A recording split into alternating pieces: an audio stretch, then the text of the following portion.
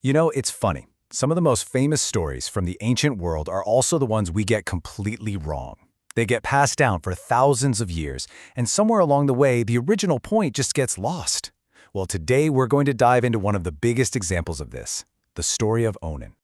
All right, so let's just get right into it. When you hear the name Onan, I'm willing to bet one very specific idea pops into your head. For centuries, his name has been tied to a single act. The word onanism literally comes from this guy's name. It's become the classic go-to example in so many religious discussions about wasting seed. Seems pretty open and shut, right? But what if I told you that entire interpretation completely misses the point?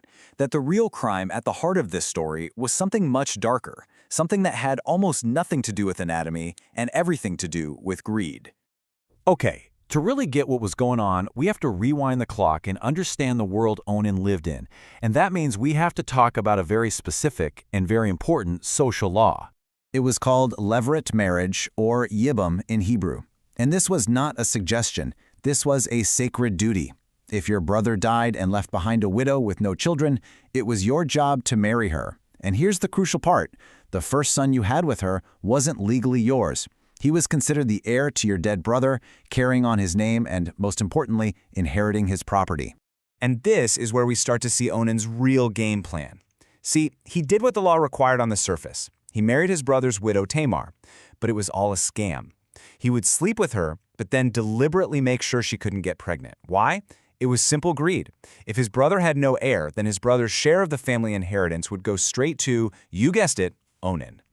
So you see, the real crime here was this cold, calculated act of fraud. It was predatory. He was exploiting Tamar and robbing his own dead brother's legacy. He used the letter of the law to completely destroy its spirit. But to understand why the method he chose was seen as so uniquely evil, we need to dig a little deeper into the science of the time. Right, so why was this physical act considered so incredibly bad? To get it, you have to forget everything you know about modern biology and try to get inside their heads. Their entire view of how life began was, well, it was completely different from ours. And this quote from the Talmud is pretty shocking to our modern ears.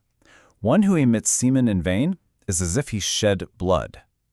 That sounds so extreme, but in their worldview, it actually made perfect logical sense, all because of something called the seed and soil theory.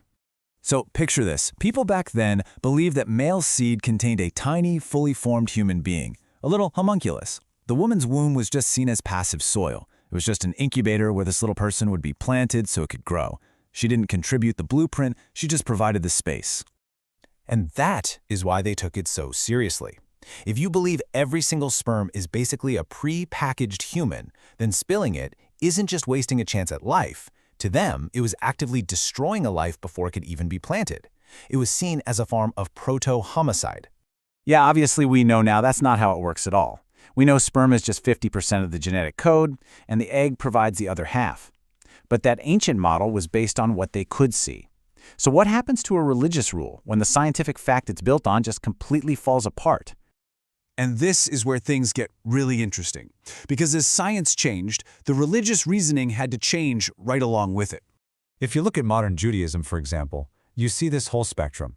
Orthodox Judaism still holds to the prohibition, but the reasoning is now about divine decree and sanctity. The conservative movement is more in the middle. It's discouraged, but it depends on the context. And for Reform Judaism, it's really not a religious issue at all. It's a matter of personal choice. Which brings up a pretty big question, right? If the original reason that seed is a tiny person was totally debunked, why didn't the rule just vanish? How did it hang on for so long? So the old reason was super straightforward, based on the science they had. The act was basically a form of murder. But once science blew that out of the water, the reasoning had to pivot. The argument shifted from biology to theology. It's not about killing a tiny person anymore. Now it's about making sure the sexual act is open to life and honors its sacred potential. The conclusion, the rule, stayed the same, but the why behind it did a complete 180. There's actually a really cool way to think about this. It's called the anchor and boat analogy. The rule itself is the anchor, stuck firmly on the seabed. The water is our scientific knowledge. It's always changing. The tides are always shifting. And the reasoning? That's the chain connecting the two. So as the waters of knowledge shift and change, the chain of reasoning just adjusts. It might change its angle, get longer or shorter, but it's always working to keep the boat of belief tied to that same unmoving anchor. The justification adapts so the conclusion doesn't have to. Okay, so let's bring this all back to today. Now that we understand the history, the biology, and the ethics, what's the real lesson from Onan's story for us now? Well, pretty much nobody is talking about the biology anymore. The real conversation today has circled right back to where it should have been all along. It's all about ethics. Because when you strip away all that old, outdated science, what you're left with are these really timeless wrongs. He exploited another human being for his own selfish gain.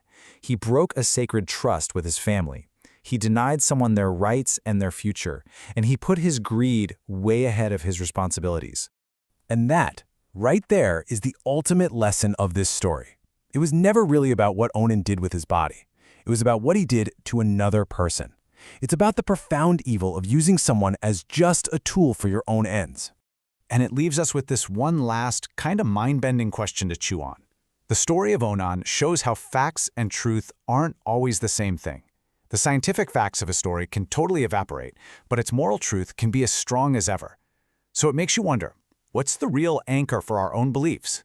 Is it the facts we think we know, or the values we choose to live by?